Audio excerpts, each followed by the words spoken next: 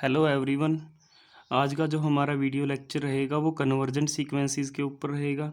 इस लेक्चर में हम पढ़ेंगे कि कन्वर्जेंट सीक्वेंस क्या होती है, limit of A convergent sequence क्या होती है, और साथ में एक एग्जांपल करेंगे।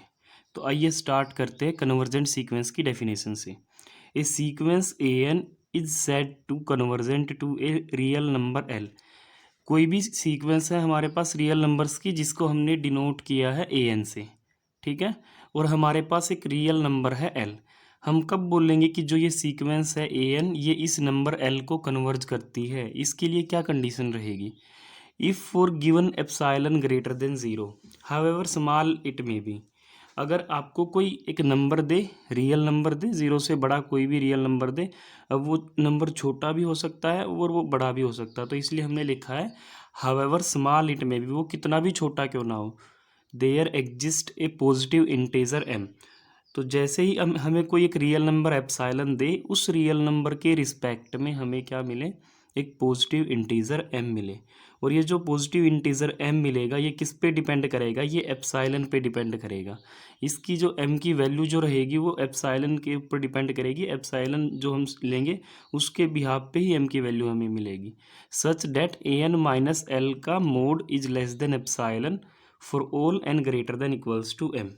तो ये जो हमें एप्साइलन दिया गया है उससे हमें दिखाना होगा ए एन माइनस एल का, जो ए एन माइनस एल का जो मोड है वो इस एप्साइलन से छोटा है for all N greater than equals to M. Definition का मतलब क्या है?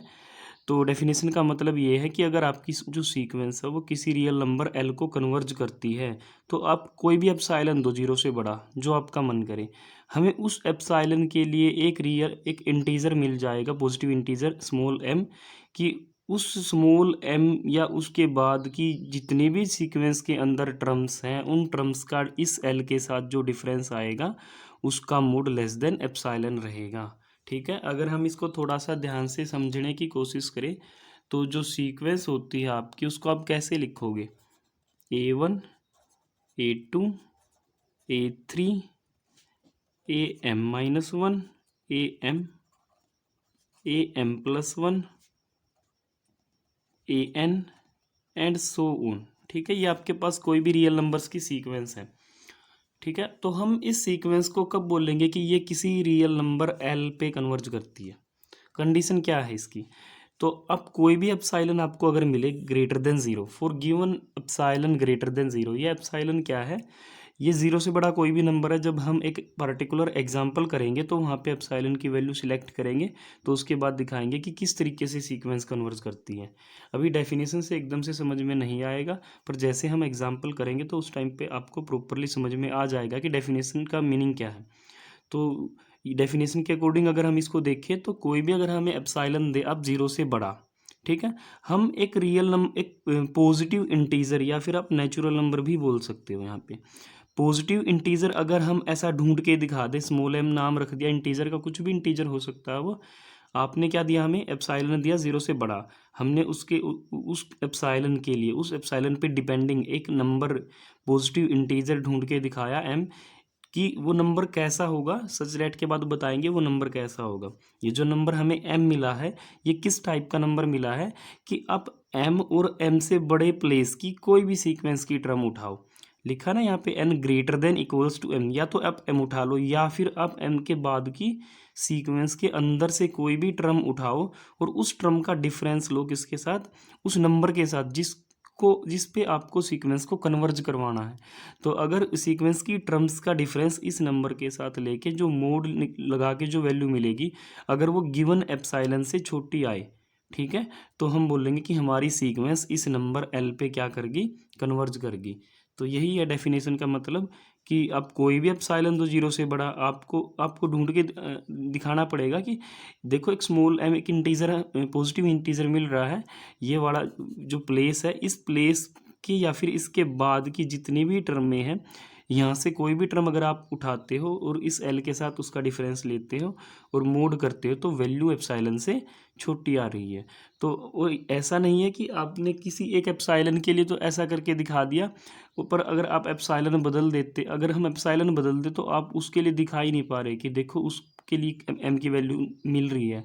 अगर आप ऐसा उसके लिए भी हर एक एप्सिलॉन के लिए आप ऐसे दिखा सकते हो कि कोई भी एप्सिलॉन दो 0 से बड़ा, हर एप्सिलॉन के लिए आपको एक पॉजिटिव इंटीजर मिल रहा है कि जिसके बाद की ये जो जितनी भी टर्में हैं सीक्वेंस के अंदर वो एल के साथ डिफरेंस करने पे वैल्यू उनकी क्या आ रही है, लेस देन एप्सिलॉन हो रही है। तो अगर ऐसा हर एक एप्सिलॉन के लिए होता तो आप बोलोगे सीक्वेंस कन्वर्जेंट है, पर अगर ऐसा हर एक एप्सिलॉन के लिए नहीं होता तो आप नहीं बोल सकते कि सीक्वेंस क्या है, कन्वर्जेंट है। इसकी नोटेशन यहाँ पे लिखी हुई है। और दूसरी बात, जो ये रियल नंबर एल है हम इसको बोलेंगे लिमिट ऑफ द सीक्वेंस। जो रियल नंबर एल को है इसको सीक्वेंस की लिमिट बोलेंगे। और इसको लिखने का तरीका क्या है, या तो आप ऐसे लिखो limit n tends to infinity a n equals to l, या फिर a n approaches to l as n tends to infinity, या फिर सीधा a n tends to l. ठीक है, तो इसके बाद क्या लिखा है, if the limit of a sequence exist then we say the sequence is convergent. यह है कन्वर्जेंट सीक्वेंस की डेफिनेशन। अभी तो हमने क्या पढ़ा, limit of a sequence, sequence की लिमिट क्या होती है। ठीक है, अब हमने उसके बाद क्या देखा कि सीक्वेंस को कन्वर्जेंट कब बोलेंगे। तो कन्वर्जेंट सीक्वेंस कौन सी सीक्वेंस होती है, अगर किसी सीक्वेंस की लिमिट एग्जिस्ट करे। तो अगर सीक्वेंस की लिमिट एग्जिस्ट करे तो वो सीक्वेंस कन्वर्जेंट सीक्वेंस होगी, otherwise it is called oscillating और डाइवर्जेंट सीक्वेंस। अगर सीक्वेंस कन्वर्जेंट नहीं है तो हम उसको या तो ओसिलेटिंग सीक्वेंस बोलेंगे या फिर डाइवर्जेंट सीक्वेंस बोलेंगे। यहाँ पे एग्जांपल भी दिया गया है 1/2n-1। ये जो सीक्वेंस है ये कन्वर्जेंट है और ये 0 पे कन्वर्ज करेगी। हम एग्जांपल्स में समझेंगे कि सीक्वेंस किस नंबर पे कन्वर्ज करती है, वो कैसे पता लगेगा। एंड जो 2n सीक्वेंस है वो क्या करती है, डाइवर्ज करती है, ये प्लस इन्फिनिटी पे डाइवर्ज करती है।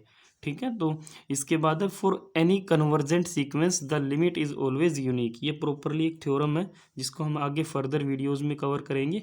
अगर कोई सीक्वेंस कन्वर्जेंट है तो उसकी जो लिमिट रहेगी वो हमेशा कैसी रहेगी, यूनिक रहेगी। तो ये था हमारा कन्वर्जेंट सीक्वेंस क्या होती है। पर ये जो इसकी डेफिनेशन यहाँ पे लिखी हुई है ये बहुत ही इंपॉर्टेंट है।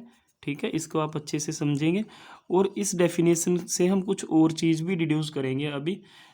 तो आइए इस डेफिनेशन को आगे फर्दर पढ़ के देखते हैं कि इससे क्या निकाल सकते हैं। तो यहाँ पे क्या दिया गया है कि if a sequence A N is convergent to a real number L.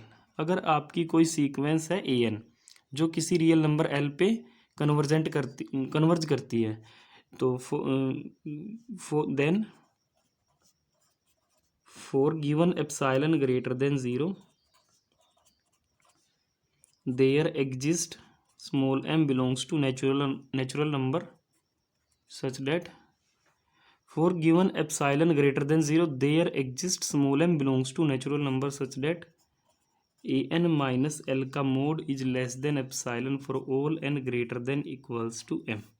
ये हमने क्या किया है, हमने दोबारा से डेफिनेशन लिखी है कन्वर्जेंट सीक्वेंस की।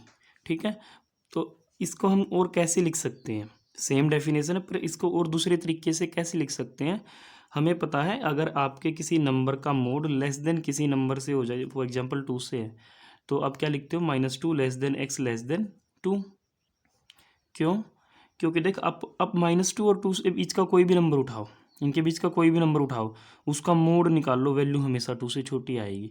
ठीक है, अगर किसी नंबर का मोड अगर किसी भी चीज़ का मोड किसी नंबर से लेस देन है तो इसका मतलब वो जो चीज़ बीच में मोड में लिखी हुई है वो उस नंबर की नेगेटिव और पॉजिटिव वैल्यू के बीच में लाई करती है। ठीक है, तो हम इसको भी ऐसे ही लिख सकते हैं, minus epsilon less than A N minus L less than epsilon for all N greater than equals to M. ठीक है, अगर हम थ्रू आउट एल ऐड कर दे तो L minus epsilon less than A N less than L plus epsilon for all N greater than equals to M. और यहाँ से हम क्या बोल सकते हैं, देखो एल माइनस एप्सिलॉन, अगर हम इसको नंबर लाइन पे प्लॉट करके देखें, L minus epsilon L plus epsilon. ठीक है, और ए एन क्या था आपका, ए एन तो सीक्वेंस की टर्म में है।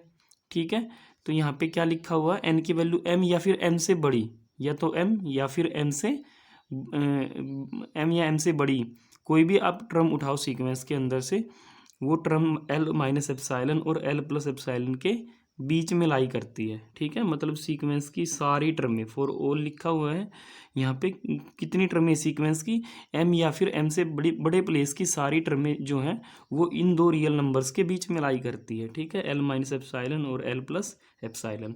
तो इधर सीक्वेंस की कौन सी टर्में आएंगी, यहाँ पे आएगी A M minus one, A M minus two, अब सबसे पहले ए वन, ठीक है। तो यहाँ से हमें क्या पता चला है कि जो सीक्वेंस की टर्में हैं, पहले एम माइनस वन टर्म्स को छोड़ के बाकी सारी की सारी टर्में सीक्वेंस की यहाँ पे लाई करती है, ठीक है। तो इस चीज़ को और कैसे लिख सकते हैं, a n belongs to l minus epsilon l plus epsilon for all N greater than equals to M, ठीक है। तो अगर सीक्वेंस किसी नंबर एल पे कन्वर्ज करती है तो उसके लिए हम ये भी बोल सकते हैं कि पहली एम माइनस वन टर्म्स को छोड़ के सीक्वेंस की बाकी की सारी टर्में एल माइनस एप्साइलन और L plus epsilon open interval के अंदर लाई करेंगी, ठीक है। तो ये थी सीक्वेंस की कन्वर्जेंट सीक्वेंस की डेफिनेशन। तो चलिए एक एग्जांपल से समझते हैं कि कोई सीक्वेंस किसी नंबर पे कैसे कन्वर्ज करती है। हमने एक सीक्वेंस ले ली, let a n equals to one by n, ठीक है। और हम शो क्या करेंगे, ये जो सीक्वेंस है ये किस पे कन्वर्ज करती है, ये ज़ीरो पे कन्वर्ज करती है। राइट टू प्रूफ क्या रहेगा, A N converges to zero. तो हम डेफिनेशन को फॉलो करेंगे, उसके लिए हम क्या करेंगे, consider A N minus L का मोड। हमने दिखाना क्या है कि ये जो मोड है ये एप्साइलन से छोटा है। अगर हम एन की value greater than equals to M ले तो पहले हम हर क्वेश्चन में इस मोड को ही कंसीडर करके चलेंगे जब हम क्वेश्चंस करेंगे। तो ए एन माइनस एल का मोड क्या रहेगा, one by N minus L, L मतलब यहाँ पे ज़ीरो है उसका मोड। तो ये किसके इक्वल होएगा, वन बाई एन के मोड के इक्वल। तो ये किसके इक्वल हो जाएगा, वन बाई एन के इक्वल। इसका मोड इसके इक्वल है, ठीक है। हम चाहते क्या है कि ये मोड लेस देन एप्साइलन हो जाए।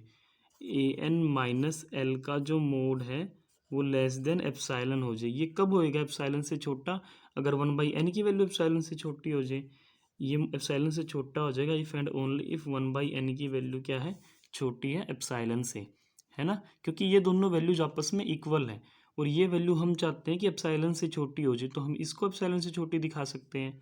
तो यहाँ पे लिख सकते हैं हम if and only if N is greater than one by epsilon. अगर आप एन की वैल्यू वन बाई एप्साइलन से बड़ी लेके चलते हो, क्योंकि एप्साइलन को नीचे लेके आ सकते हैं हम, एन को उधर लेके गए, तो एन की वैल्यू अगर आप वन बाई एप्साइलन से बड़ी लेते हो तो ये वाली जो वैल्यू है ये लेस देन क्या रहेगी, एप्साइलन रहेगी, ठीक है। तो हमें मिल गई एम की वैल्यू। वहाँ पे डेफिनेशन में क्या होता था, डेफिनेशन को अगर हम देखें, for given epsilon greater than zero there exist M belongs to N such that A N minus L का जो मोड है वो लेस देन एप्साइलन रहे for all N greater than equals to M, ठीक है। तो एक नंबर हमें मिले, एक पॉजिटिव इंटीजर हमें मिले कि उसके बाद हम कोई भी अगर एन की वैल्यू लें, एन की वैल्यू उसके बाद की कोई भी वैल्यू को अगर हम एन की तरह लें तो ये वाला जो डिफरेंस का मोड है ये किससे छोटा होना चाहिए, एप्साइलन से छोटा होना चाहिए। जैसे इस क्वेश्चन के अंदर इन पार्टिकुलर अगर हम लेके चले, इन पार्टिकुलर अगर हम एप्साइलन की वैल्यू क्या ले लें, वन बाई ट्वेंटी ले लें, ठीक है। एप्साइलन क्या होता है, ज़ीरो से बड़ा कोई भी नंबर होता है, तो वन बाई ट्वेंटी ज़ीरो से बड़ा नंबर है, ठीक है। तो हम एप्साइलन की वैल्यू वन बाई ट्वेंटी ले सकते हैं। अब हम इस एप्साइलन के लिए एम ढूंढ के दिखाएंगे। तो हमने ऊपर पूरा प्रूफ कर लिया है कि ये वाली वैल्यू है जो ए एन माइनस एल का मोड लेस देन हो जाएगा वन बाई ट्वेंटी से, क्योंकि एप्साइलन की वैल्यू क्या ली है, वन बाई ट्वेंटी ली है।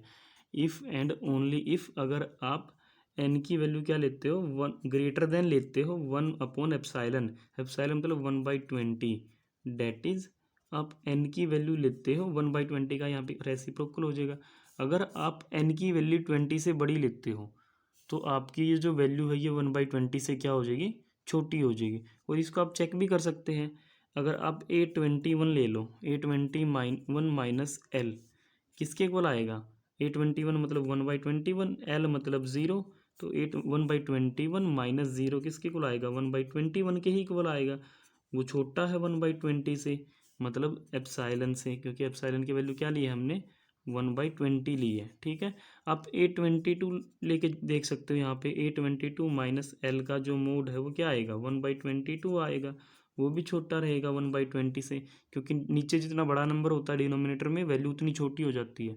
जैसे इन दोनों में कंपैरिजन करेंगे, यहाँ पे छोटा नंबर, यहाँ पे बड़ा नंबर है, तो बड़ा नंबर अगर नीचे है तो वो छोटी वैल्यू देगा, छोटा नंबर अगर नीचे तो बड़ी वैल्यू देगा। तो A21 minus L, A22 minus L, A23 minus L करोगे 1, वो भी छोटा आएगा एप्साइलन से, क्योंकि एप्साइलन की वैल्यू क्या है 1/20 है। A24 माइनस एल करोगे और उसका मोड लोगे, वो भी वैल्यू किससे छोटी आएगी, एप्साइलन से छोटी ही आएगी, है ना। तो इस एप्साइलन के लिए हमें जो प्लेस मिला है वो क्या मिला है, 21 से बड़ा बोल लो आप, या 20 से बड़ा प्लेस ले लो, या फिर यहाँ पे आप ले सकते हो n is greater than equals to 21, ऐसे भी लिख सकते हो। तो 21 या उससे बड़े किसी भी प्लेस की अगर आप टर्म सीक्वेंस से अंदर से उठा के और उसका डिफरेंस अगर एल के साथ लेते हो, एल यहाँ पे कौन रहेगा इस क्वेश्चन में, इस क्वेश्चन में जो एल की वैल्यू रहेगी वो क्या रहेगी, ज़ीरो रहेगी, ठीक है, क्योंकि सीक्वेंस किस पे कन्वर्ज करती है, ज़ीरो पे कन्वर्ज करती है। तो इस अगर हम यहाँ पे इस क्वेश्चन में एप्साइलन ले ले 1/20, तो हमें वो जो m मिलता है ना, वो m ये वाला नंबर है। जब हम बोलते हैं ना n is greater than equals to, कौन सा नंबर है कि n उसके बराबर रखो या उससे बड़ा रखो, तो उसको हम m बोलते हैं। तो m की वैल्यू यहाँ पे क्या है 21, तो 21 या उससे ओनवर्ड्स जितनी भी प्लेसेस की टर्में हैं उन सभी का डिफरेंस इस जीरो के साथ अगर आप लेते हो, एल के साथ अगर आप लेते हो, तो वैल्यू एप्साइलन से मतलब 1/20 से क्या रहेगी, छोटी रहेगी, ठीक है। अगर इसी क्वेश्चन के अंदर हम एप्साइलन को बदल दें, सपोज हमने एप्साइलन को ले लिया क्या, इफ एप्साइलन इक्वल्स टू 1/40, तो उस केस में क्या रहेगा, देखो अगर एप्साइलन लेते हैं 1/20, एप्साइलन लिया 1/20, तो m की वैल्यू 21 मिली। अगर एप्साइलन लिया 1/40, तो m की वैल्यू क्या रहेगी, m की वैल्यू रहेगी 41 रहेगी। अब 41 या उसके बाद की कोई भी टर्म उठाओ, जैसे A41 ही ले ली हमने, तो A41 की वैल्यू 1/41, और उसके जीरो से डिफरेंस करके मोड लेंगे तो क्या आएगा 1/41 ही आएगा, जो कि छोटा रहेगा 1/40 से। आप 42 लोगे तो यहाँ पे 1/42 बनेगा, वो भी 1/42 से 40 से छोटा रहेगा। तो आप ऑनवर्ड्स जितनी भी टर्में उठाओगे 41 प्लेस के, सभी टर्म्स का डिफरेंस इस एल के साथ, जीरो के साथ लेने पे मोड लगा के वैल्यू एप्साइलन से क्या हो रही है, छोटी हो रही है। तो आप क्या बोल सकते हो, 10 जो सीक्वेंस 1/n है वो किस पे कन्वर्ज करती है, ज़ीरो पे कन्वर्ज करती है।